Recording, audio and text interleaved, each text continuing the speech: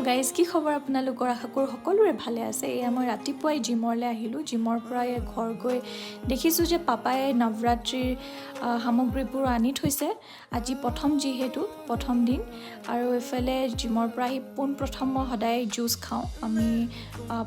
পাপাই আজি dragon fruit এটা আনিছে, সেইবাবে কৈছে যে খাই চোৱাচোন কেনেকুৱা লাগে। মই আগতে খাই পাইছোঁ, ইমান টেষ্ট নাপাওঁ কাৰণে জুচৰ লগতে দি দিলোঁ।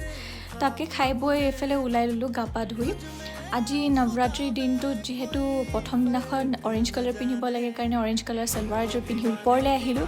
এইফালে মায়ে মন্দিৰটো চফা কৰি আছিলে। তাৰ পৰা আমি এইফালে দুৰ্গা মাক ধুনীয়াকৈ স্থাপিত কৰিলোঁ, তেওঁৰ সামগ্ৰীবোৰ দিলোঁ। এয়া চাকি এগছ জ্বলালোঁ।